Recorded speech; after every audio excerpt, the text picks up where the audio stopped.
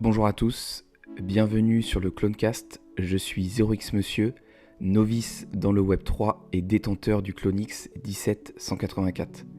Ce podcast a pour but d'échanger avec des acteurs de cet écosystème, bien évidemment d'autres Clonix du studio Artefact, mais pas que. Cette émission n'est en aucun cas un conseil en investissement, faites toujours vos propres recherches dans cet environnement volatile. On se retrouve de l'autre côté pour ce nouvel épisode. Et bienvenue à tous sur ce nouvel épisode du Clonecast. Et aujourd'hui, j'ai la chance d'accueillir 0x Aureus. Comment tu vas? Salut 0x monsieur, du coup, on est entre 0x, ça fait plaisir. Ça va très bien, ça va très bien. On est sur une petite journée 13, de la date 13 octobre, C'est ça? euh, un peu excitante pour nous dans notre communauté. Alors, j'ai deux communautés, de Genuine Undead et Kitaro principalement, mais Genuine Undead, on va participer ce soir à un mint d'une collection faite par un membre de notre communauté. Donc, du coup, tout le monde est sur le pied de guerre, c'est la fête. Et du coup, le Mint, il a lieu juste après l'enregistrement, c'est ça? Il a lieu, non, il a lieu ce soir à 19h. On a une journée chargée en fait aujourd'hui parce que on va avoir aujourd'hui à 16h un space sur Twitter, Genuine Undead avec Michelin, puisqu'on a signé un partenariat avec eux. Michelin nous a par ailleurs octroyé à la communauté GU un certain nombre de whitelists à leur Propre. future mine de NFT. Donc on va dévoiler peu à peu effectivement l'existence et les conditions de ce partenariat conclu avec Genuine Undead. Ça c'est super cool. Tu as une bonne nouvelle puisque c'est Genuine Undead, c'est une collection qui a maintenant effectivement un peu plus d'années, un peu plus d'un an, qui s'est créée dans le Bear, dont on a reproché qu'elle est communautaire, c'est-à-dire qu'on n'a pas d'équipe en place. L'artiste a fait une collection de 10 000 unités et l'a lâché dans la nature. Alors, il l'a pas lâché dans la nature, il a dit à la communauté, écoutez les gars, moi, je veux rester anonyme, je veux pas m'occuper de ça, je veux pas m'occuper de Discord, je veux pas m'occuper de Twitter. Je vous donne les clés de la maison et vous vous débrouillez avec. Donc, on a un certain nombre effectivement de les premiers membres, globalement, un peu les OG de Genuine Undead qui ont pris le relais et qui se sont occupés effectivement de créer un Discord, qui se sont occupés de la page Twitter du projet et de construire comme ça une communauté dont le mantra est globalement assez simple. On est genuine, donc on essaye de rester effectivement gentil, globalement simple, de pas avoir trop d'attentes non plus. Et le deuxième mantra, c'est Community is Utility, donc c'est de tout miser sur la communauté. Donc le projet est communautaire, chacun peut chez Genuine Undead, apporter la main à la pâte, builder un projet en relation avec GU, avec des fonds communautaires ou pas, hein, ça dépend effectivement de la location, tout est soumis au vote de toute façon. Et on est un des premiers projets NFT, moi, à mon sens, à avoir créé un council. Donc, en fait, le projet est dirigé par un certain nombre de membres issus de la communauté GU qui ont été élus et qui dirigent un peu et qui prennent les décisions et qui donnent la direction surtout du projet Genuine Undead. Donc, le chef de file globalement aujourd'hui, c'est Mason, reconnaissable à sa PFP rouge, et ses Ouais. lunettes, Ok. donc qui est aux États-Unis, effectivement, à New York. Et puis derrière, on a 6 ou 7 membres en dessous qui ont chacun un rôle. Il y a une partie effectivement qui se développe un peu dans le gaming, une partie collaboration, partenariat, et puis après toutes les équipes un peu techniques, puisqu'on a un site internet, on a une marketplace aussi sur notre site internet. Enfin bref, Pas tout se mal de construit choses. petit à petit, exactement. Et après, en fait, là dans les globalement, après cette première année, on voit pas mal de projets annexes émerger, dont ce fameux Mint ce soir, qui vient d'un membre de la communauté, qui est Genuine Undead inspiré. Il y a un certain nombre de pièces de sa collection qui partagent des traits avec Genuine Undead, mais il est parti sur un projet totalement différent. Et Genuine Undead, c'est du pixel. Là, on n'est pas du tout sur du pixel. Donc voilà, c'est quelqu'un qui s'est motivé pour faire son projet NFT. Il y en a d'autres qui arrivent. Il y a des projets de comics, il y a des sous-communautés aussi, rattachées à des traits spécifiques. Enfin, bref, ça fourmille. C'est assez agréable parce qu'en fait, chacun peut participer, s'il le souhaite, à l'émergence et puis au développement de cette communauté. Ok, super. Bon, bah, t'as commencé avec la communauté, comme quoi tu la mets bien en avant, plutôt que même de parler de toi. Ah Euh, bah oui, et à la limite, pour revenir, du coup, on va revenir un petit peu plus sur ton profil et comment bah, t'es rentré un peu dans le Web3. Et puis, effectivement, revenir sur Genuine Undead, ça peut être assez intéressant. Je suis même moi-même investi dans la collection. Voilà, et ouais. savoir pourquoi cette collection en particulier, pourquoi tu t'investis autant. Mais avant ça, est-ce que tu peux nous raconter un petit peu qui tu es, enfin Ouais. dans la mesure de ce que tu veux partager, et surtout comment tu as débarqué dans les cryptos et les NFT? Ouais, exactement. Donc moi, je suis de formation juriste en droit financier par ailleurs, donc plutôt fonds d'investissement, gestion d'actifs. Et donc, bah, ça fait quoi maintenant, pas loin, bientôt, je pense une vingtaine d'années que j'ai commencé à bosser. Je suis pas tout jeune. Euh, j'ai bossé en entreprise et il y a globalement maintenant 4 ans, presque 5 ans de ça, j'ai créé mon propre cabinet d'avocat. Donc maintenant, je suis avocat, toujours en droit financier et j'ai mon propre cabinet. Donc ça, je suis maintenant tranquille. J'ai quitté le salariat. On avait un peu fait le tour et j'avais envie un peu plus d'indépendance et d'autonomie. Donc ça, c'est pour le côté perso. Après, effectivement, je suis marié, j'ai des enfants. J'habite dans la région parisienne. Rien de bien passionnant ici. La crypto, effectivement, j'y suis arrivé en 2018. Alors moi, le Bitcoin, je le connais depuis très longtemps. Je m'étais posé la question à un moment, effectivement, au moment où on commençait à en parler, notamment aux États-Unis, et ça valait vraiment rien du tout de me dire, allez, je pourrais peut-être me choper pour en choper quelques-uns, mais j'ai pas les compétences techniques. Je les avais clairement pas à cette époque pour. Je sais même pas si à l'époque, enfin, quand ça a émergé, il fallait avoir un wallet avant 2010, il fallait avoir un wallet ou pas. Bref, j'ai C'est fait quelques marrant recherches sur Internet. d'essayer d'en Ouais. avoir quelques-uns à l'époque, et aujourd'hui on est là, si on pouvait en avoir un ou un Ouais, demi. ah bah non, mais là, j'ai laissé tomber, j'ai tourné la page.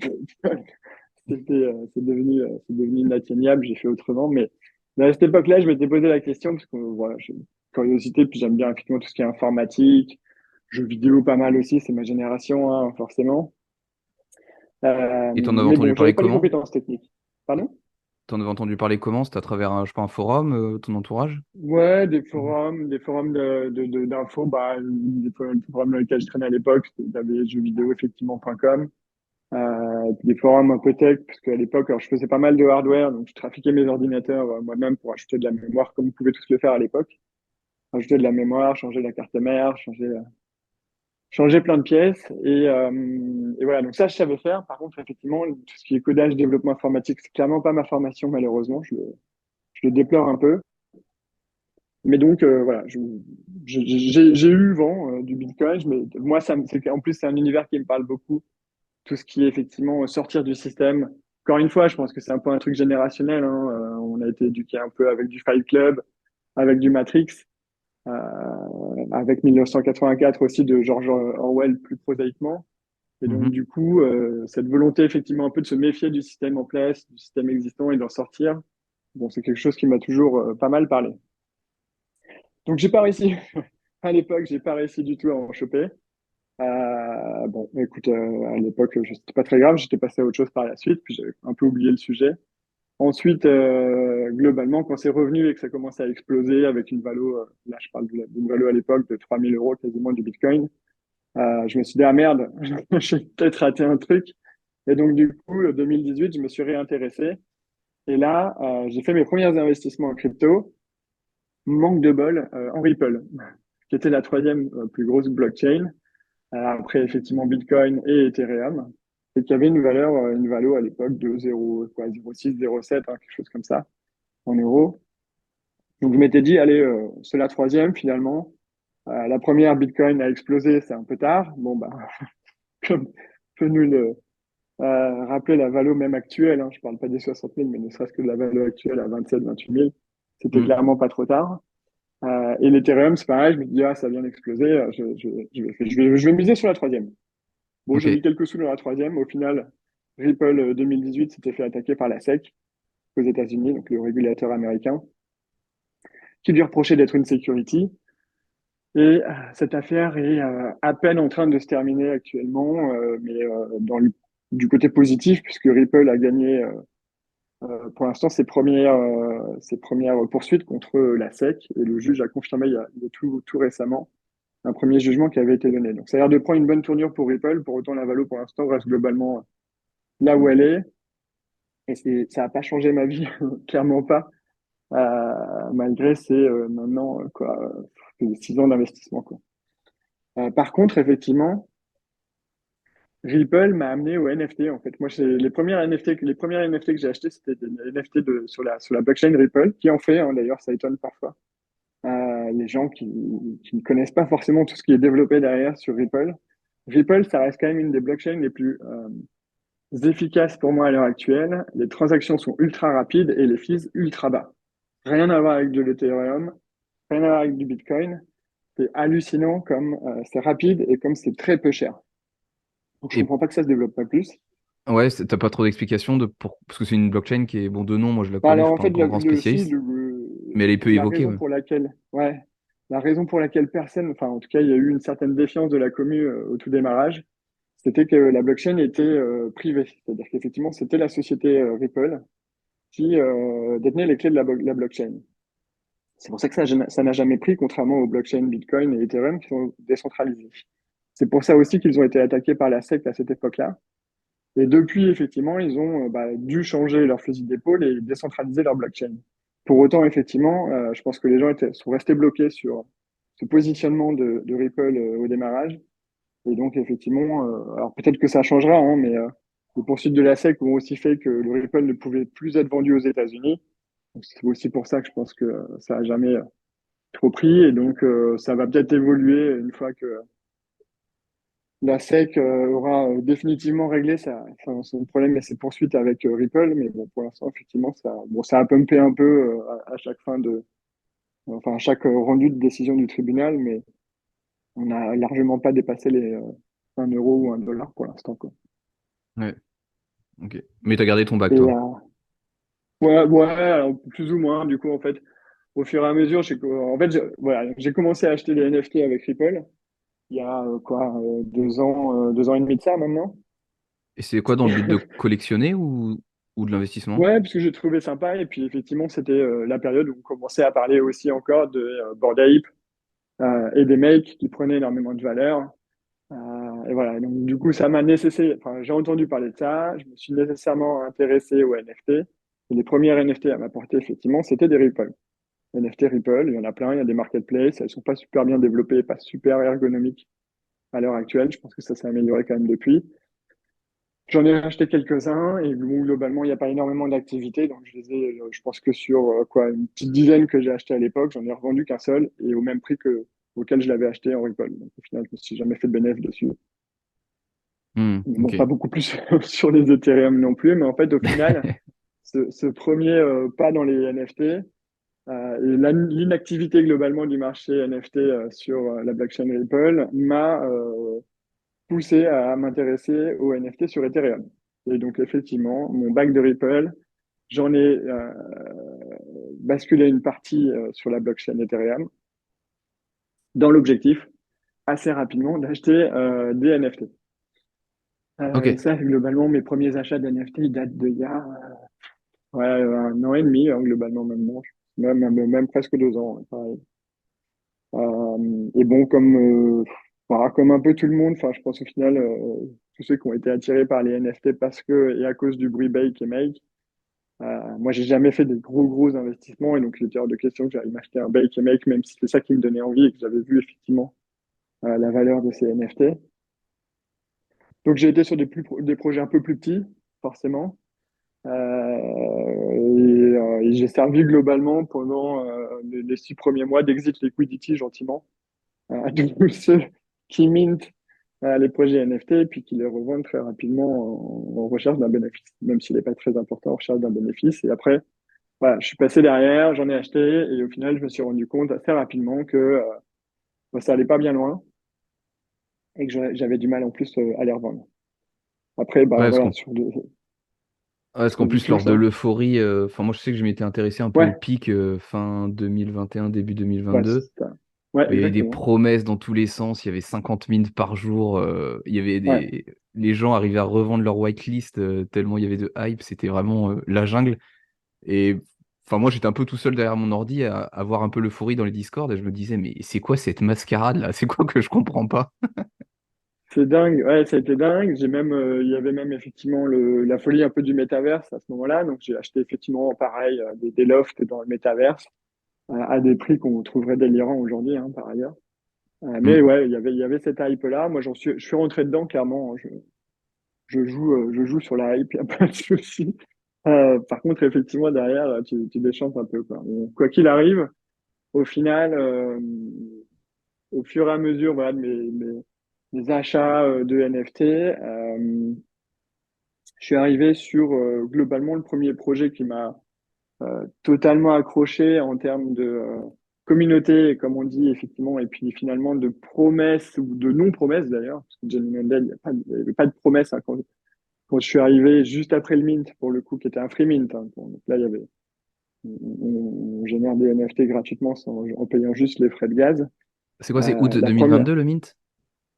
ouais, exactement, c'est Ouais, c'est ça. ça, ouais, ok. C'était août 2022. Moi, je suis arrivé globalement courant septembre, bien gentiment, après la bataille comme d'hab. Et tu l'as Parce que, en découvert fait, comment le projet? ouais, sur Twitter, hein, globalement, c'est un peu la. Twitter, en fait, moi, je me suis mis dessus il y a, je sais plus, mon compte doit être 2 ans ou un truc comme ça, pour aller choper de l'info. En fait, à un moment, je me suis dit, ah bah, finalement, plutôt que de le traîner tout seul dans mon coin, je vais aller voir sur Twitter. Il y a forcément des traders qui donnent un peu d'input, et j'avais pas encore trop de NFT à ce moment-là, mais des traders qui donnent un peu d'input sur les cryptos, et finalement, c'est peut-être mieux de trader plutôt que de hodler, comme on fait tous, en achetant des cryptos et en faisant rien avec au final, en les laissant sur un wallet, en espérant et en croisant les doigts pour que ça pump un jour. Mhm. Je me suis rendu compte effectivement que ceux qui se font finalement un peu d'argent l'air de rien avec les cryptos, c'est ceux qui tradent régulièrement et donc qui essayent d'acheter bas et de revendre plus tôt. Bon, après, ça, c'est un métier. Je comptais pas faire la même chose, mais je comptais m'appuyer sur les conseils de gros influx traders sur Twitter. Et en fait, à force d'être sur Twitter, bah, l'algorithme fait que en s'intéressant un peu en NFT, on en voit de plus en plus. Et donc, du coup, les PFP défilent. On Ouais. en voit plein, on en voit toute la journée. Et il y en a certaines, effectivement, qui vous parlent, d'autres qui vous parlent pas. Et donc, effectivement, moi, Genuine Undead, c'était une PFP. Bah, c'est le côté pixel, encore une fois, c'est un peu ma génération. Je suis né dans le début des années 80. J'ai joué à Space Invaders sur Texas Instruments. J'ai eu une Game Boy en noir et blanc quand j'étais gamin. Les pixels, forcément, c'est un peu notre enfance et je pense qu'ils en jouent. Alors, soit effectivement, c'est la nostalgie de l'artiste lui-même qui est de cette époque-là, soit c'est un artiste qui est assez malin et qui sait effectivement que ça déclenche quelque part une certaine Madeleine de Proust chez les vieilles générations. En tout cas, effectivement, moi, ça m'a parlé tout de suite. La variété en plus des traits est assez sympa et les traits qui sont repris font référence à énormément de films. Il y a du Total Recall, il y a du Indiana Jones, il y a du Blade Runner, il y a des traits Aviator. Enfin, on retrouve vraiment une richesse assez folle sur tout ce qui est filmographie des années 70. Il y a du Peaky Blinders avec les traits Paperboys, dont on parlera par ailleurs aussi. Il y a du Chapeau melon. Bref, on trouve tout le panel et il y a du punk en plus. Pour ceux qui sont fans de punk, c'est une collection de 10 000 NFT et il y a parmi cette collection un peu plus de 3 300 punk et le reste en NFT un peu plus classique. Et les Enfin, en très plus associations classique. avec des films, comme tu l'évoques, c'est des choses qui sont assez parlantes et qui ont été découvertes par la communauté, ou c'est le créateur qui a laissé des indices ou qui l'a même clairement précisé? Non, je dirais que ça a été vraiment plus découvert par la communauté. Le créateur, enfin l'artiste au début, effectivement, a délivré quelques messages.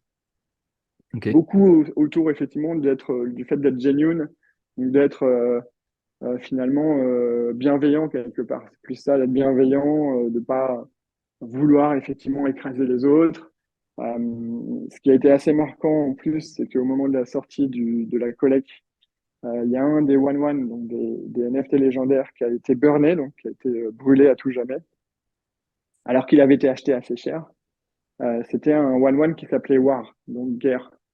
Et en fait, effectivement, c'était un truc un peu coordonné, mais qui finalement voulait envoyer comme message le fait que ben, la guerre disparaît, elle a été brûlée par un autre One One, un autre NFT légendaire unique qui s'appelle Love.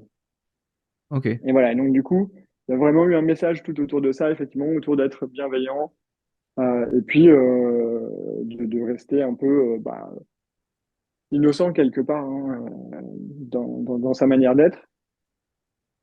Et la communauté, assez rapidement, à déployer aussi la volonté de dire, OK, on a tous été à un moment donné regués par des projets NFT dans la crypto depuis ces derniers mois, ces dernières années. Là, on a les mains sur le projet Genuine Undead dont on peut faire ce qu'on veut. Donc, serrons-nous les coudes. On va tous se mettre effectivement et se mettre à travailler sur ce projet pour en faire collectivement quelque chose de très sympa. Et moi, par ailleurs, en fait, effectivement, la communauté, ça me parle. Je trouve ça assez merveilleux de pouvoir discuter régulièrement, et c'est ce qu'on recherche aussi dans les cryptos et encore plus dans les NFT, hein. C'est générer une communauté, se rassembler en communauté où on va pouvoir discuter, découvrir des personnes. Et on n'est pas tous forcément identiques, on n'a pas tous la même manière de penser, mais ça peut effectivement amener à des rencontres qui ont été géniales. Et c'est chez Genuine Undead que j'ai fait mes premières rencontres aussi IRL de membres de la communauté. Ok. Euh, Oui, alors que ça faisait quand même qui a assez été, longtemps que tu étais dans le game, on va dire. Ça ouais, faisait au moins 2 ans, exactement. du Mais coup, je trois faisais ans. tout était du virtuel pour moi. C'était effectivement mon compte Twitter, des comptes Discord. Et finalement, j'étais dans des communautés où il y avait assez peu de Français. En fait, c'est chez Genuine Undead qu'on a commencé à structurer une communauté de Français et qui est assez solide, hein. On est une centaine de membres et globalement une vingtaine de membres qui sont très actifs en plus quotidiennement. Et en fait, ça nous a donné envie au final de se rencontrer parfois, si on pouvait, hein. On est forcément un certain nombre de Paris ou de la région parisienne. Il y en a certains qui passent de temps en temps aussi.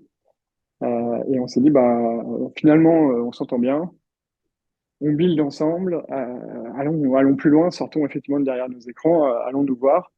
Et on s'est rendu compte aussi, et c'est vraiment une volonté de Genuine Undead, de ne pas rester uniquement un projet NFT, mais de beaucoup se baser sur la création de connexions, la création de partenariats, effectivement, avec d'autres projets NFT ou avec typiquement la NFT Factory à Paris, dans laquelle on a déjà fait 2 expositions.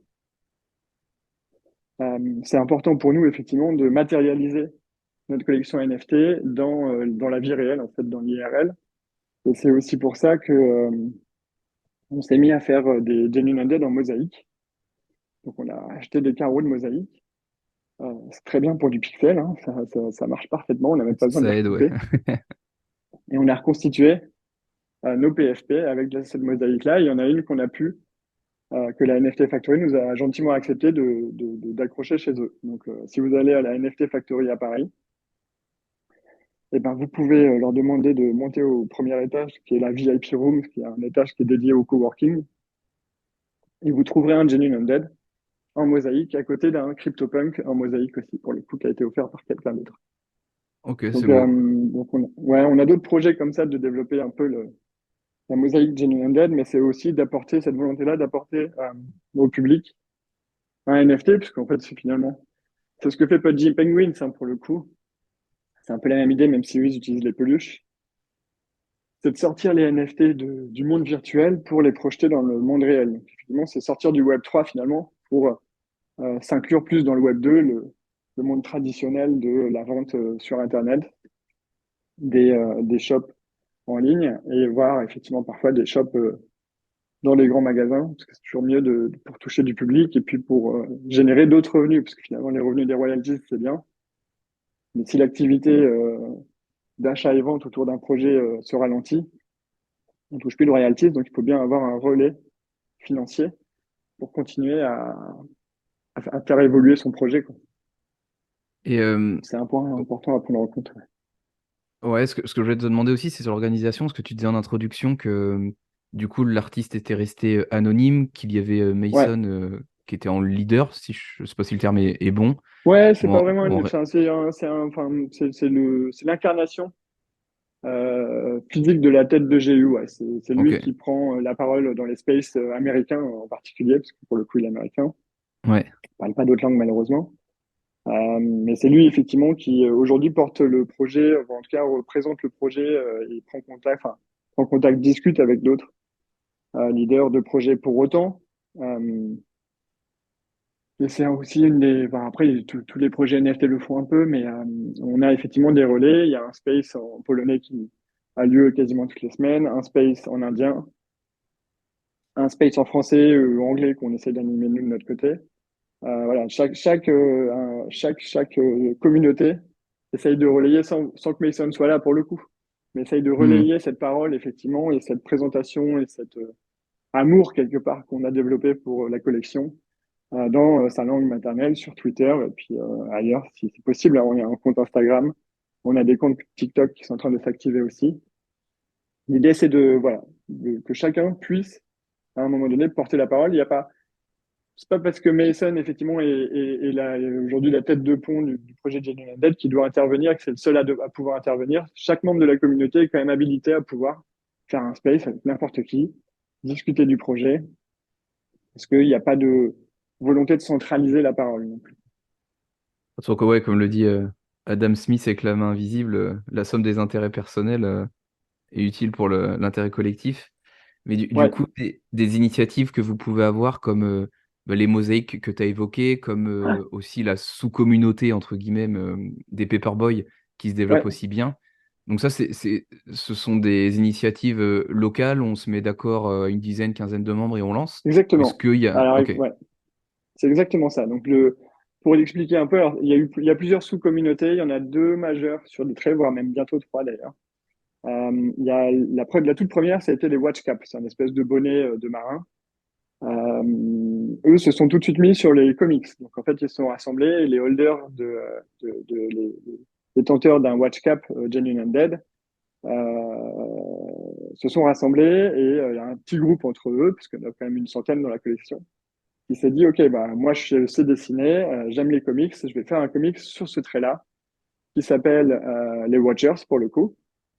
Ils ont créé un compte Twitter dédié à ce trait-là et à la réalisation de ce comics. Et ils sont partis comme ça. Et il n'y a pas de. Ça a été probablement discuté quelque part avec le council, mais le council n'a pas à dire oui ou non. Ils prennent acte. En fait, le seul moment où ils peuvent intervenir, c'est si le sous-projet demande des financements du community wallet.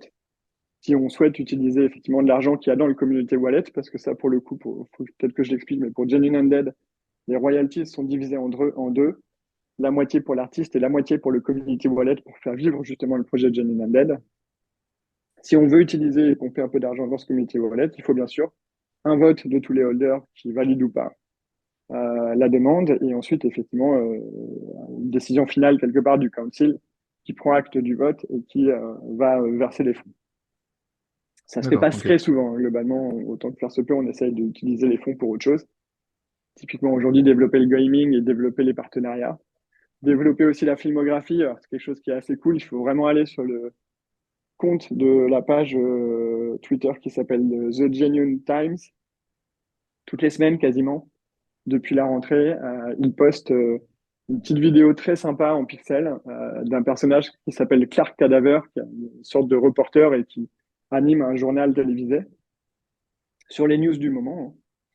Parfois pas, mais sur les news du moment, c'est souvent relié quand même à l'activité.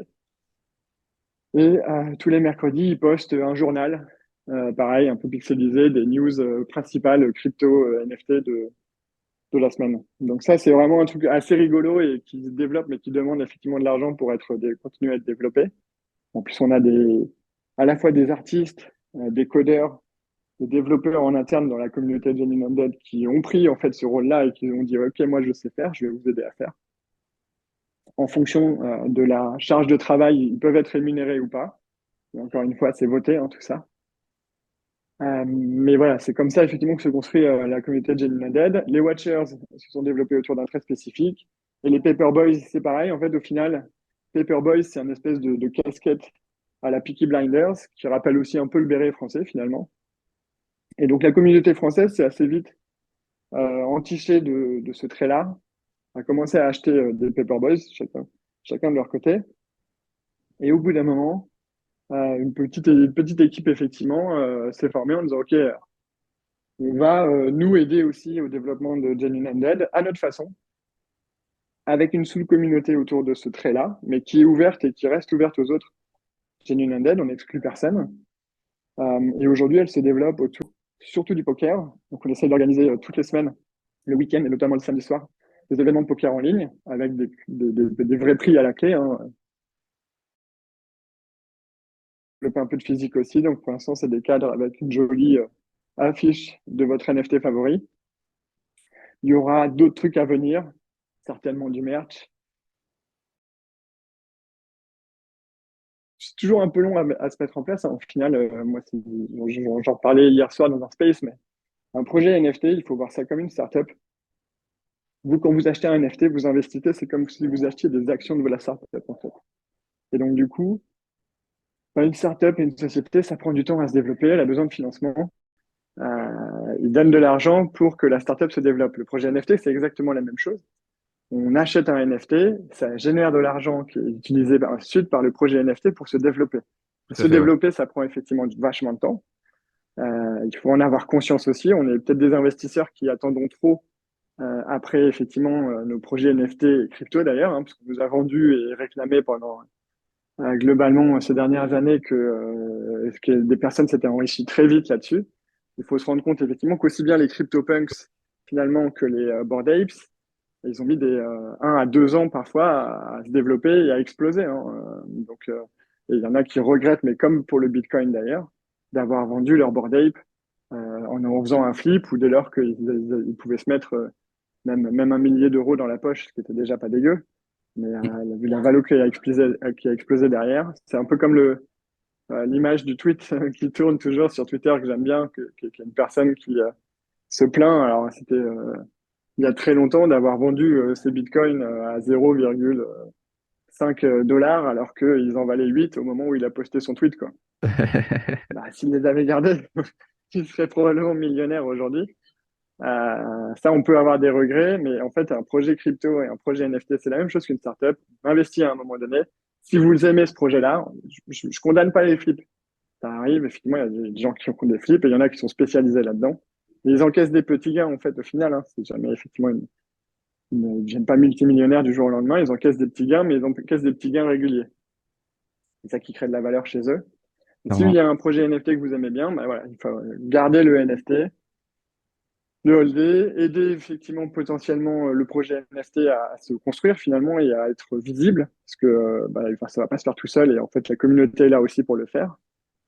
Parce que si tout le monde reste bien gentiment dans son coin et attend que les fondateurs se chargent de tout ça, en fait, ça peut prendre vachement plus de temps ou alors consommer l'intégralité de l'argent et des royalties encaissées sans qu'il y ait de résultat. Et donc, du coup, bah, voilà, faut se relever les manches, mettre la main à la pâte potentiellement, aider, donner de la visibilité.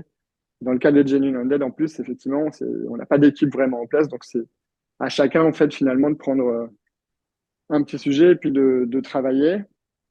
Et le Paperboy Club, effectivement, s'est constitué à partir de ça.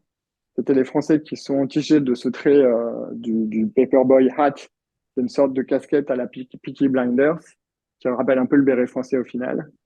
Et une petite communauté s'est créée autour de ce trait-là. On a acheté des GU effectivement avec ce trait. Et on s'est dit, OK, nous, on veut aussi en France montrer qu'on n'est pas inactif, montrer aux GU là-bas aux États-Unis, qui sont plus nombreux forcément, que bah, on va faire rayonner GU à notre niveau. Et donc, on s'est constitué autour d'un projet initial qui était de faire des tournois de poker, organiser les tournois de poker. Donc, il y en a globalement 2 à 3 tournois tous les soirs. Ça a lieu le samedi soir en plus pour que les gens soient plus ou moins dispo. Et il y a 3 créneaux en plus. Donc là, je sais que sur le mois d'octobre, par exemple, les créneaux, c'est 18h, 21h et 2h du matin le dimanche. Donc, ça laisse Ok. quand même un truc assez large pour pouvoir y aller. Et par ailleurs, effectivement, on prend énormément de connexions. En fait, comme on a commencé à se rencontrer IRL, on a voulu montrer aussi les GU, les Genuine Undead, bah, aux autres, pas forcément effectivement les sortir d'Internet, les sortir de Twitter. Et donc, on a fait 2 expositions à la NFT Factory à Paris, qui n'étaient pas dédiées à Paperboys ni au GU, c'était des expositions qui s'appellent Open Screens, organisées par la NFT Factory, où chacun, des personnes privées ou alors des artistes ou des communautés effectivement liées à des NFT peuvent acheter, enfin en tout cas louer des écrans pour cet événement et afficher ce qu'ils veulent sur cet écran-là. Donc souvent, effectivement, enfin, il faut que ce soit un NFT, il faut que ce soit cohérent, mais on peut afficher les NFT qu'on veut pendant cette période qui dure globalement 4 à 5 jours à la NFT Factory à Paris. Et puis en fait, au fur et à mesure d'aller là-bas, on a créé des connexions, on a rencontré du monde. Moi, j'ai rencontré John Hammond, qui est un street artiste français, qui est pour moi une légende, parce qu'en fait, il affiche son portrait depuis 20 ans dans Paris, typiquement.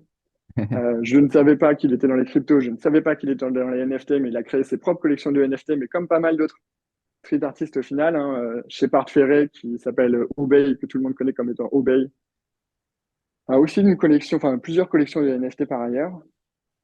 Et en fait, j'ai rencontré à la NFT Factory, et voilà, ça nous a, depuis, on se suit sur Twitter, on se soutient un peu l'un et l'autre. On a été à son vernissage, je sais plus, il y a 1 ou 2 semaines, à la NFT Factory, qui était vraiment lié, lui, là, pour le coup, à une de ses collections qui vient de sortir aussi. Et donc, du coup, voilà, ça crée du lien physique aussi. Là, on sort encore une fois du virtuel, des connexions. On va souvent à la NFT Factory, on rencontre les personnes qui sont là-bas. Et voilà, et maintenant, effectivement, ils nous aiment bien, ils nous connaissent aussi, ils connaissent les Genuine Undead. Et ça, on n'aurait pas pu le faire si on n'était pas sorti de nos bureaux, sorti de derrière notre écran. Donc, on continue effectivement de construire. Le Paperboy Club a plein de projets, un peu liés effectivement potentiellement à du merch qui pourrait arriver. Mais voilà, encore une fois, ça prend du temps à construire tout ça, à mettre en place. Là, on a mis en place depuis la rentrée un space hebdomadaire tous les mercredis à 22h, en français et anglais pour l'instant. On va voir comment ça évolue. Parce qu'il y a une époque, il y avait Euh, un space français le dimanche, non?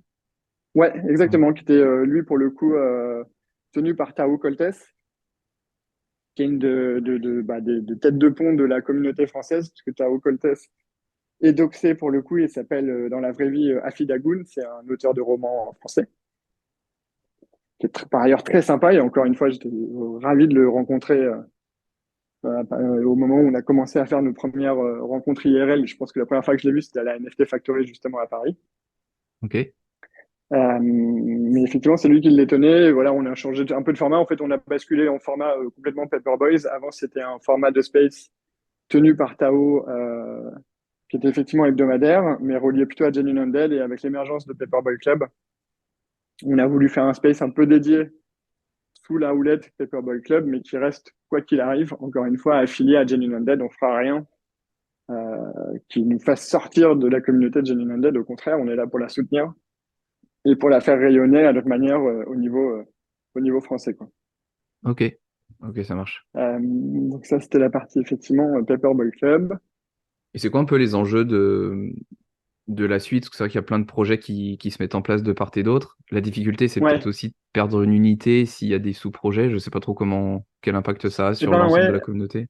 c'était assez intéressant du coup, effectivement. Alors on a là tout dernièrement, il y a un autre sous-projet qui a pas mal émergé, qui lui vient d'Italie, qui est développé par un membre de la communauté qui s'appelle Saigo, qui est par ailleurs un musicien qui a un groupe de musique qui tourne pas mal.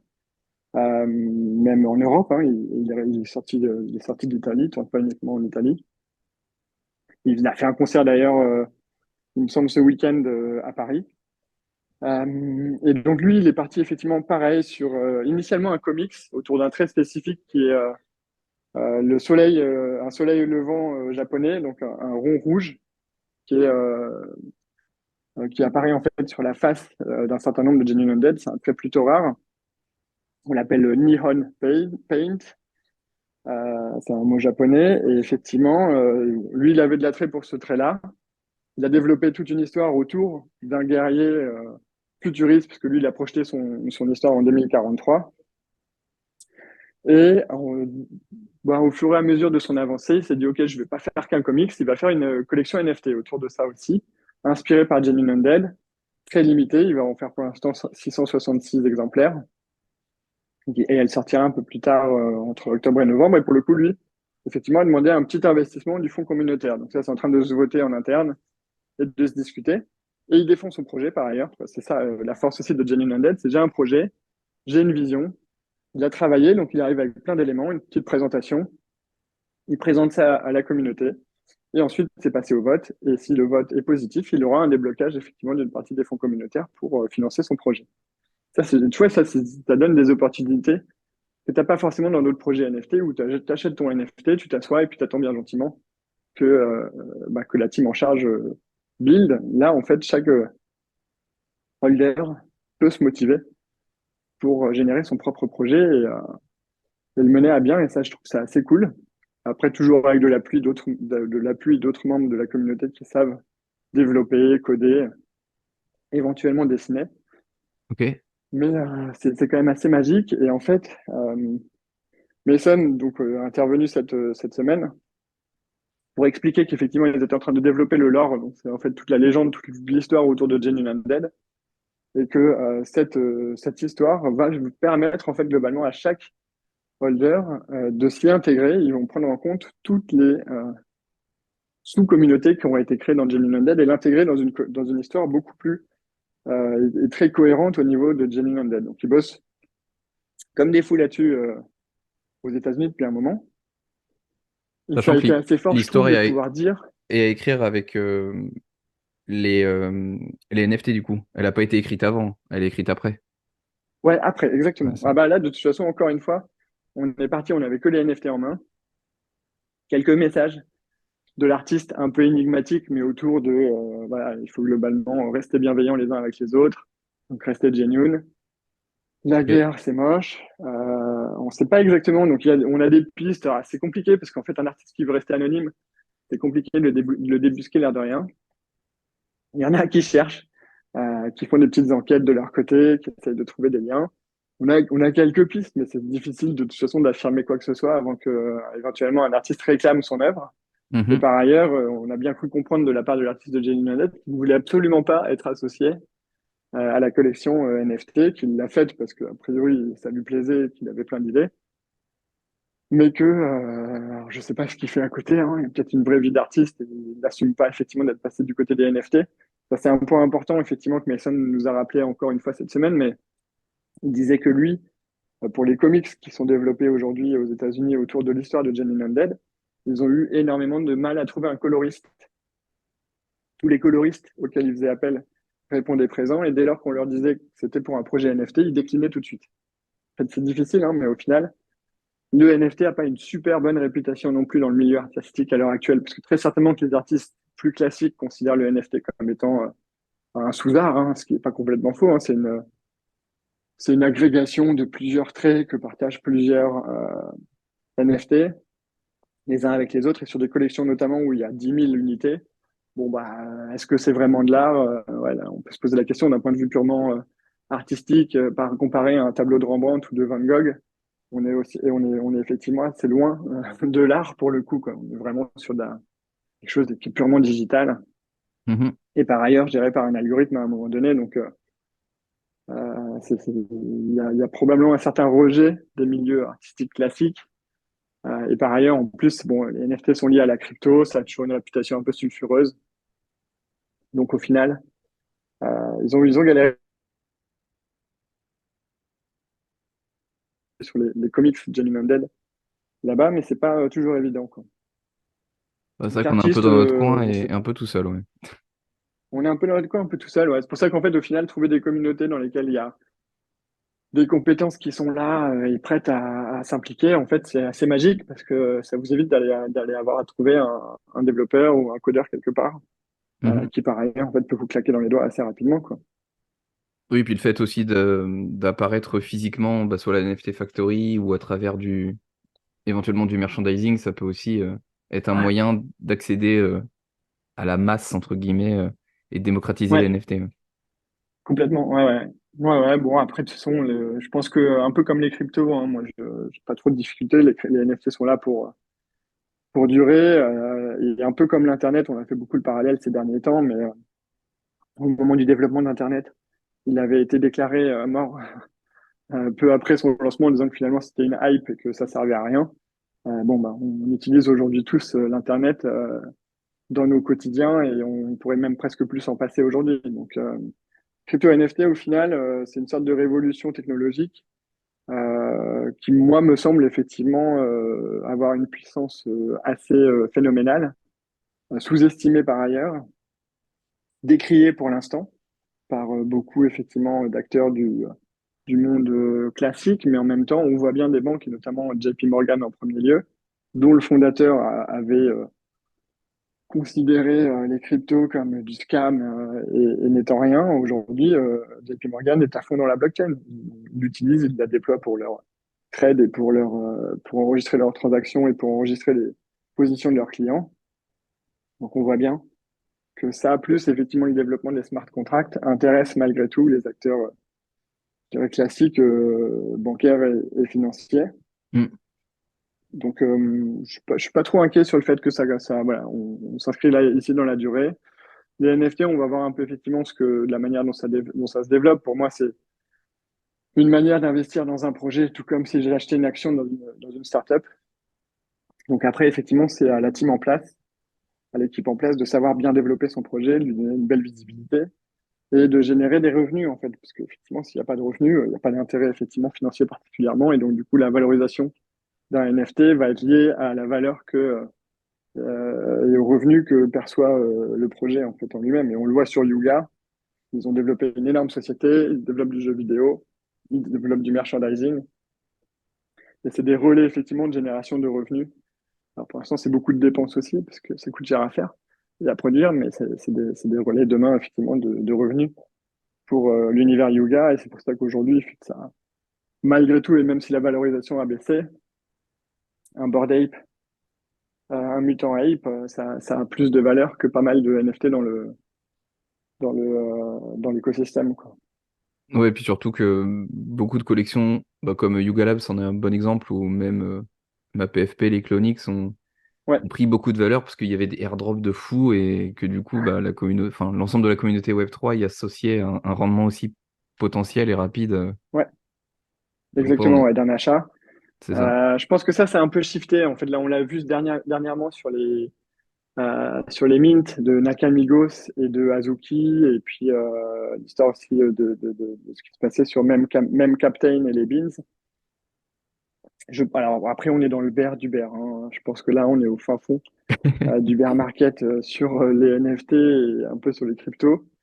Et donc, du coup, forcément, dans un environnement un peu moins sympathique qu'il y a déjà un an et demi, la hype a un peu disparu, les investisseurs, les liquidités ont quitté. Et en fait, bon, c'est ce que tout le monde, c'est ce qu'on se répète hein, en petit cercle sur Twitter tous les jours, mais ceux qui sont restés, soit effectivement, ça va reprendre de belles couleurs en 2024 et on sera ravis et on sera content d'être resté, soit effectivement on va à zéro, mais là on n'a plus rien à perdre en fait. C'est globalement le discours qu'on a, hein. On y est, on reste, on tient Mm. pendant le bear, on n'a plus rien à perdre, soit ça va à zéro, soit ça explose et on espère tous effectivement que ça explose. Mais on est resté effectivement et grosses collections qu'on fait des deuxième, troisième drop via des mints, typiquement, et Azuki en premier et Nakamigos en deuxième, dernièrement avec les Cloaks, on a vu que finalement ça dilue le peu d'investisseurs qui sont restés dans leur communauté et en fait ça a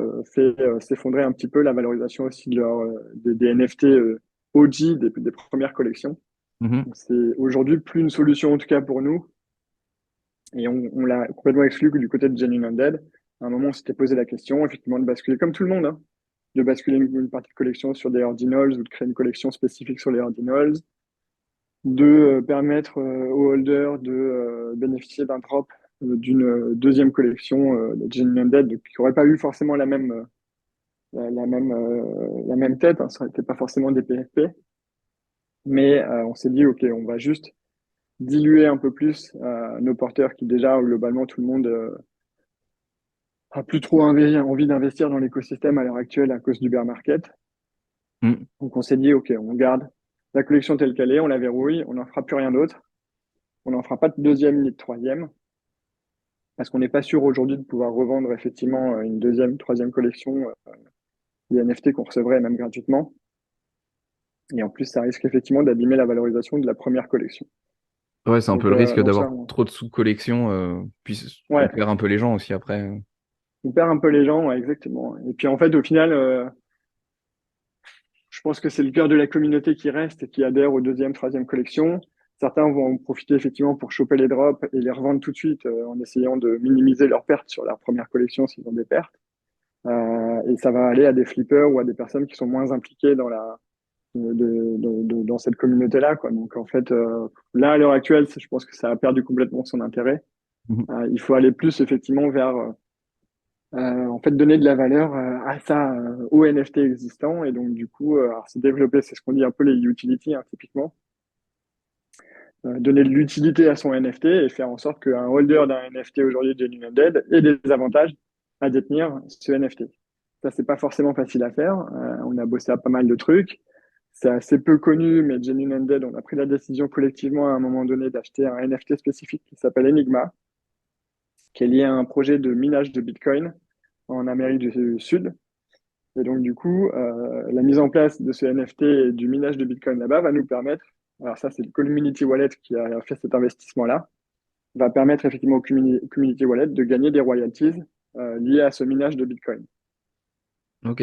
Donc ça, en fait, l'objectif ici, c'était de diversifier nos revenus en disant, OK, on a les royalties, c'est cool, mais aujourd'hui, on a de la trésor, on va investir une partie de la trésor dans un NFT qui va nous générer des royalties qui sont liées pour le coup pas à des achats-ventes de NFT, mais qui sont liées vraiment à du minage de Bitcoin. Ouais, je me souviens qu'à une époque, il y avait un nœud d'Ether qui avait été évoqué Ouais, aussi exactement. Bah, à un en moment. fait, c'est ça le projet communautaire. Il y a eu une période où on s'est dit, OK, on a beaucoup de trésor. Il faut qu'on investisse une partie de cette trésor pour générer des revenus qui ne soient pas liés à nos royalties. Et donc, on a pensé effectivement au nœud Ethereum. Alors ça, c'était, bon, on a tous bossé dessus, mais il y a effectivement des contraintes un peu techniques à un moment dessus. Et donc, on s'est dit, OK, ça va être compliqué à mettre en place. On avait creusé hein, d'ailleurs le staking, l'achat et le staking d'assets Yuga. Si on Ouais. achète un Bored Ape ou un Mutant Ape, on peut le staker sur le site de Yuga et gagner des Apecoins. Bon, le Apecoins, manque de bol, on l'a pas fait. Là-dessus, on n'était pas mauvais en timing parce que derrière, effectivement, la valo s'est effondrée, des bakes et des makes, et la valo du Apecoin aussi s'est effondrée à cause des poursuites de la SEC qui ont été déclenchées contre Yuga Labs. Je pense que c'est temporaire. Encore une fois, comme Ripple, ils vont devoir faire le dos rond pendant quelques années, mais une fois que ce sera fini, ça reprendra des couleurs. Donc, je suis quand même pas pessimiste sur Yuga, clairement pas d'ailleurs. Je suis plutôt même bullish moi de mon côté. J'aimerais bien en avoir un.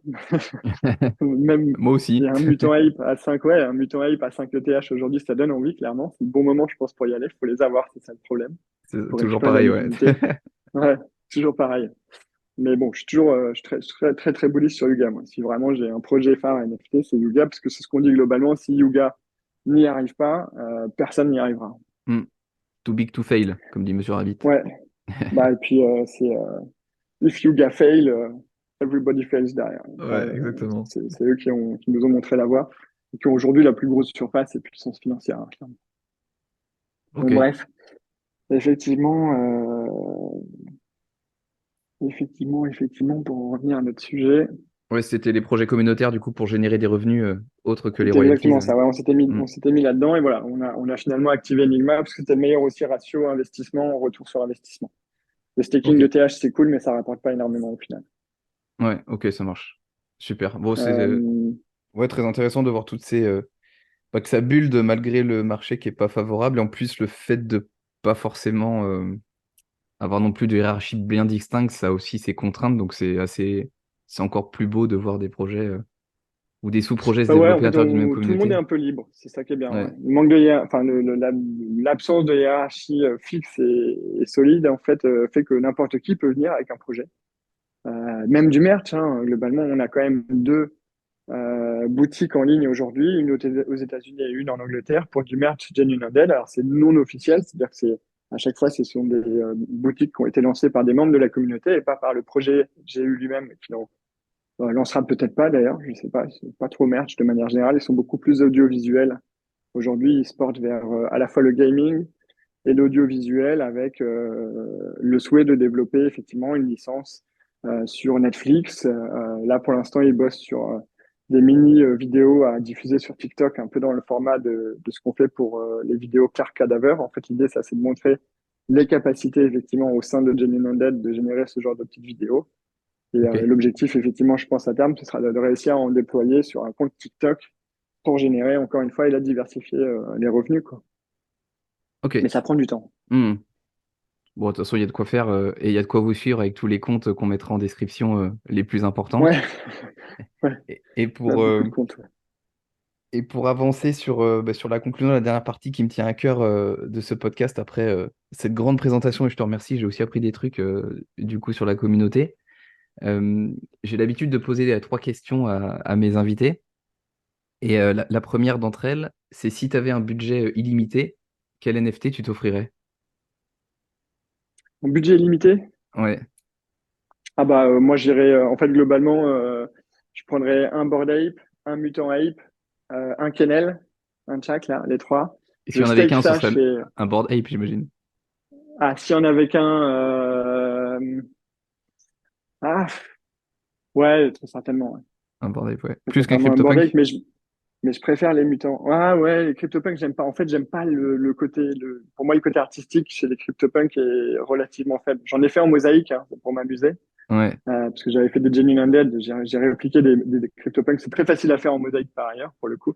Je les avais chillé un peu sur Twitter à un de mes potes CryptoPunk. ok. Et c'est très facile à faire, mais effectivement, je trouve que, enfin, je suis pas fan de l'art, là, pour le coup, enfin, art entre guillemets, mais je suis vraiment pas fan de la PFP. Et effectivement, un Bored Ape ou un Mutant Ape me parle vachement plus. C'est vrai que j'étais assez surpris en posant la question que bah, les CryptoPunk, même si c'est la collection iconique, mais ça peut se comprendre, Ouais. ressort 9 fois sur 10. C'est vrai que les Bored Ape, beaucoup moins, j'étais assez surpris. Ah bah moi c'est le, enfin moi, en fait c'est vraiment je pense à travers ces collections-là surtout que je me suis mis dans les NFT. Hmm. Et après, ouais, moi, le singe, enfin, ça me parle vachement plus, effectivement, qu'un CryptoPunk. Et puis, je trouve les CryptoPunks, c'est presque limite trop enfantin. Il y a deux, trois couleurs maximum. Donc, du coup, je trouve pas qu'en PFP, ça rende l'acier. Après, je respecte complètement la communauté CryptoPunk, effectivement. C'est les OG, et puis aujourd'hui, ils s'échangent à des prix stratosphériques qu'on n'atteindra probablement jamais chacun dans nos projets NFT actuels. Mais Ça effectivement, parle moins, quoi. ouais, exactement. Hmm. Je préfère pas se garder, tu vois, tu me dis CryptoPunk, j'ai eu, je préfère garder, alors, sans le côté financier, je préfère garder mon Genuine Undead. Il y a infiniment plus de nuances dans les couleurs qui sont données, en fait. C'est assez Ouais, dingue ce qu'il a pu faire. hmm. Je comprends, ça se tient. Et, euh, et la deuxième question que je pose, c'est si tu voyais enfin, qui aimerais-tu voir sur le podcast en invité?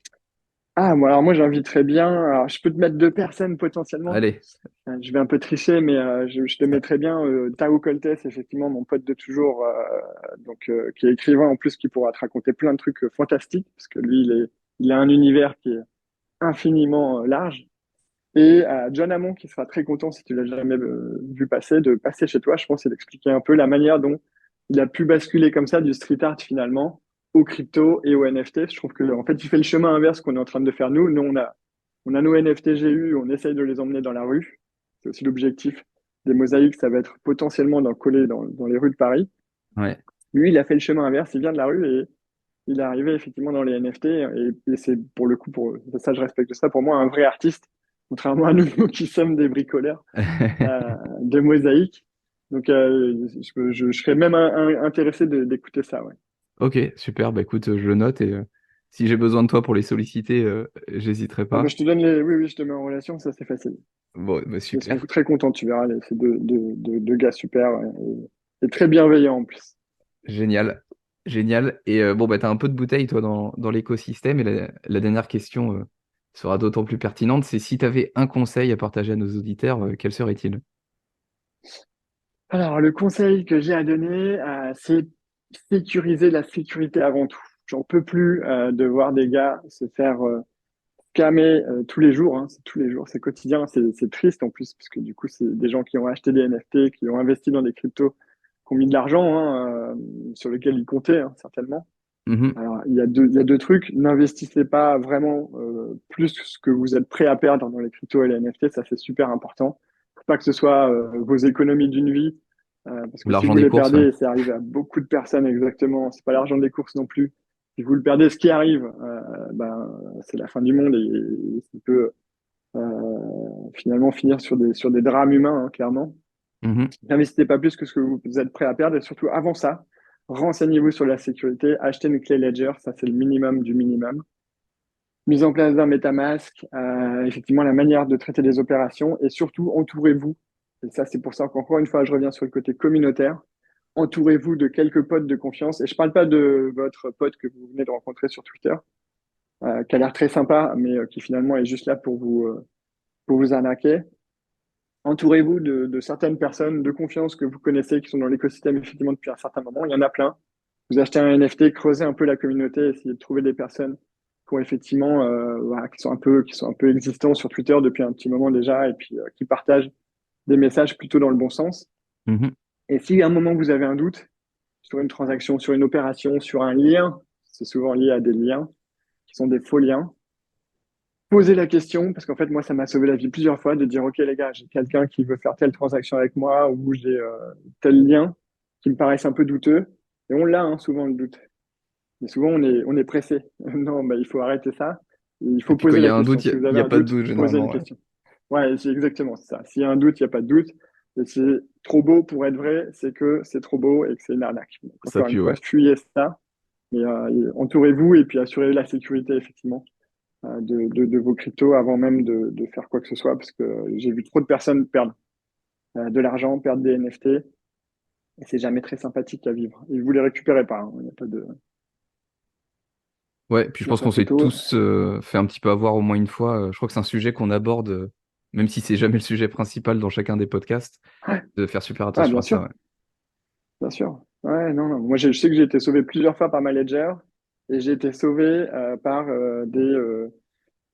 par un doute, et donc une question que je pose à ma communauté, à quelques membres de ma communauté, qui me disent tout de suite, bah non, non, c'est une arnaque, fais rien, laisse tomber. C'est Mm. quelqu'un qui est pas de confiance, ou c'est trop beau pour être vrai, n'essaye même pas, quoi. La seule fois où je me suis fait arnaquer, effectivement, c'était sur un giveaway. Donc, en fait, j'avais organisé une tombola sur Twitter et je donnais effectivement un NFT à quelqu'un de ma communauté qui faisait les bons trucs après avoir fait tourner nos roues pour choisir le gagnant. Et en fait, donc, du coup, quelqu'un a gagné. J'ai interpellé cette personne en me disant, vous avez gagné, tu as gagné effectivement le NFT en jeu. Envoie-moi un DM que je te l'envoie. Et en fait, c'est quelqu'un qui a trafiqué son compte Twitter, qui a copié-collé le compte Twitter du gagnant, qui m'a contacté en premier, qui a réclamé le NFT, je lui ai envoyé, et après, j'ai le vrai gagnant qui s'est présenté. Et là, bah voilà, je me suis rendu compte que je m'étais fait arnaquer. J'ai envoyé un Non. NFT gratuit à quelqu'un qui l'avait pas vraiment gagné. Bon, j'en ai renvoyé un. C'était pas des gros NFT, hein. C'était pas très grave. Pas Ouais. une perte énorme, mais vous êtes quand même, dans ce cas-là, quoi qu'il arrive, énervé d'avoir été, pas, de ne pas avoir été assez attentif Mm. Ouais, clairement, la précipitation au vrai gagnant. fait souvent faire des bêtises aussi. Ouais. Mais exactement, ouais, ouais, la précipitation. Ouais. Faut pas se presser. Effectivement, c'est le problème des cryptos. On est dans des mints. Il y a une fenêtre de tir. On veut être le premier à y aller.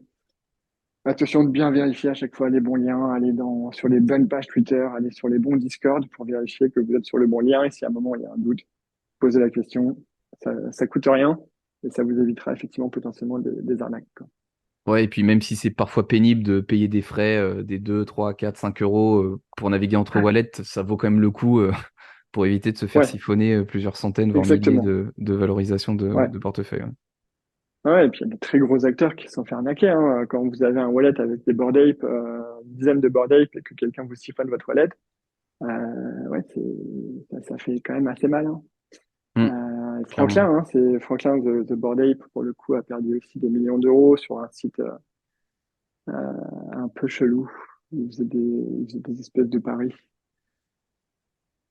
Ça peut J'ai- arriver même à des mecs qui sont dans la communauté, dans les cryptos depuis très longtemps, en fait, quoi. Donc, Mm. il faut vraiment être tout le temps attentif. Et puis moi, c'est vrai que enfin, maintenant avec l'augmentation un peu des arnaques, j'essaye de limiter mes mints à des projets que je connais, dont je connais les fondateurs, et que je sais être globalement sécu. Quitte parfois effectivement à juste attendre que le mint se fasse. Je ne participe pas au mint et je vais l'acheter directement au marché secondaire derrière. Parfois c'est même plus cher que de mint. Parfois c'est même moins cher que de minter parce que des flippers revendent très vite. Et c'est Mais moins risqué. Ça peut être moins effectivement, risqué. Ouais. ouais, c'est moins risqué. Ouais, ouais, je vais acheter sur OpenSea. Au moins je connecte pas mon wallet à des sites envers lesquels j'ai pas forcément confiance, quoi. Eh ben, écoute, merci pour ce conseil très précieux. Et oui, faites attention à vos wallets. Et note your wallet, note your crypto également. Donc faites attention aussi aux exchanges. Euh, on Ouais, sait ce qui s'est passé ouais, les exchanges, c'est en pas facile. 2022 notamment. Et puis, bah, écoute, je vais te remercier pour ce podcast qui c'est rare, mais dépasse l'heure. Donc, c'est qu'il y avait beaucoup de choses à Oui, dire désolé. et que c'était intéressant. Donc, c'est super chouette. Et on n'a pas forcément parlé de la seconde collection dans laquelle tu es très investi, on n'a pas eu le temps. Non, Kitaro, je vais vous dire un petit mot rapido, Kitaro, donc c'est une vraie, pour le coup, vraie collection NFT. Si vous connaissez Pudgy Penguins, il s'insère un peu dans ce schéma-là. Ils ont, d'entrée de jeu, ils voulaient développer du Web 2 et donc, du coup, effectivement, du merchandising. Et donc, ils ont aujourd'hui énormément de produits en merchandising. Ils ont des baguettes pour manger, des baguettes chinoises. Ils ont des peluches qui vont arriver. Ils ont des lunettes de soleil. Ils ont des petits trucs de senteur pour mettre dans la voiture, là. Ouais, Air freshener, ils appellent ça. Ils ont des tapis. Ils ont même fait un tapis, effectivement. Bon, voilà, voilà, ils sont vraiment lancés dans une volonté de donner de l'utilité pour le coup tout de suite aux holders. Et en fait, ils ont un système d'activation de l'IP, donc de droit de propriété intellectuelle. Donc moi, j'achète un Kitaro, par exemple. De temps en temps, ils vont lancer des tombolas en disant on va activer de l'IP pour une dizaine de holders. Soumettez votre demande. Donc on envoie un Kitaro en disant moi, je mets à disposition Kitaro pour l'IP activation. Et si vous êtes sélectionné, vous allez toucher des royalties générées par les ventes du produit qui sera dérivé de votre Kitaro. Et donc, ils font aussi, pour le coup, là, le prochain truc merchandising qui va sortir, c'est un cahier de dessin en réalité virtuelle. Donc, vous dessinez votre Kitaro, ou en tout cas le dessin qui vous est donné sur la page, et ensuite, vous pouvez l'animer en réalité virtuelle avec un téléphone. J'ai trouvé ça assez intéressant, assez rigolo. Et voilà, et donc ils ont sélectionné un certain nombre de Kitaro pour faire ce cahier de dessin. Et tous les générés par les ventes de ce cahier. Et ça, je trouve ça génial parce que là, pour le coup, on est dans un schéma un peu plus passif, clairement plus passif que Genuine Undead, même s'il récompense beaucoup la communauté sur la création. Mais là, on est sur un schéma quand même malgré tout un peu plus passif, de dire vous avez juste à acheter votre truc, être sélectionné de temps en temps pour l'IP activation et on va vous envoyer directement les royalties pour le chat que vous détenez. Et ça va donner de la valeur à votre NFT parce qu'un chat qui génère effectivement des royalties, ça va coûter vachement plus cher qu'un chat qui n'en génère pas à côté. Donc je ok. trouve le schéma assez fantastique. Moi, du coup, j'étais dedans assez rapidement. Il y a encore une fois un peu trop haut au démarrage. J'ai servi un peu des liquidity au premier pump et j'ai subi depuis le bear. Mais j'ai pas lâché. Je continue à être dedans. Et là, en ce moment, ils sont en train de un peu d'exploser sur la mise en place de leur schéma. Le floor a beaucoup augmenté ces derniers temps. Et ils s'engagent pas mal. Effectivement, il y a des belles discussions avec Luc Annetz, qui était le racheteur de la collection Pudgy Penguins, qui est maintenant déployé dans les Walmart. C'est un peu la même idée, en format peluche. Et la team est super sympa. La communauté est restée soudée, même malgré effectivement un bear très difficile qu'on connaît aujourd'hui. Et le schéma, je trouve, d'IP Activation proposé par Kitaro est super cool. Donc, je pense que ça va effectivement. Ça, ils avaient l'idée dès le départ, hein, donc il y a plus d'un an. Parce que c'est pareil, la collection date de septembre, il me semble, septembre-octobre 2022. Et ils avaient cette idée dès le départ, en fait. Et ils ont activé quelques premiers IP Activation assez rapidement, moins de 6 mois après la création de la collection. Donc, je me suis dit, OK, j'ai un projet actif avec la Genuine Undead où il faut vraiment que je participe et ça nous prend du temps. Mais là, je suis très content d'avoir mon projet un peu plus passif Kitaro, sur lequel j'ai juste à m'asseoir et puis potentiellement à faire un peu de publicité, hein, toujours. On n'a rien sans rien, mais là, pour le coup, moi, j'ai pas encore de chats qui ont été sélectionnés par l'équipe pour l'IP Activation, mais j'attends ça, effectivement. Et on attend de voir un peu aussi ce que vont donner les partages de revenus, puisque si c'est pour gratter quelques dizaines d'euros par mois, ça va pas changer la face du monde. Mais encore une fois, on est dans le début de la construction du projet, donc potentiellement, voilà, si au partir du moment où ils vont avoir des ventes un peu plus importantes et un marché un peu plus worldwide, ça peut générer quelque chose d'assez sympa, quoi. Et encore une fois, il faut s'inscrire dans le long terme, quoi. Il n'y a pas photo. Surtout en ce moment.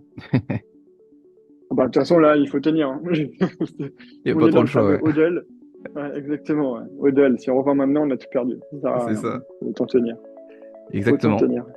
Bon, on mettra j'imagine ton Twitter surtout en description du podcast, comme ça pour ceux qui veulent aller voir et en découvrir un peu plus, notamment au travers des spaces que tu hostes, Ouais, ils pourront exactement. éventuellement te poser aussi des questions sur ces deux collections. Avec plaisir. Ouais, Et ben avec merci plaisir. De toute beaucoup. façon, on accueille tout le monde. Personne n'est exclu. Donc, c'est un peu la logique aussi de Genuine Undead. Vous pouvez vous pointer dans le Discord dans le Discord à n'importe quelle heure sans en avoir un. Vous aurez l'accueil en anglais pour le coup. Et vous aurez un accueil, vous verrez, c'est toujours très actif. Merci à toi en tout cas. C'était Ben, top, Steven. magnifique. Ben, avec plaisir. Et puis on se dit à la prochaine. À la prochaine, ouais. Ciao. Salut.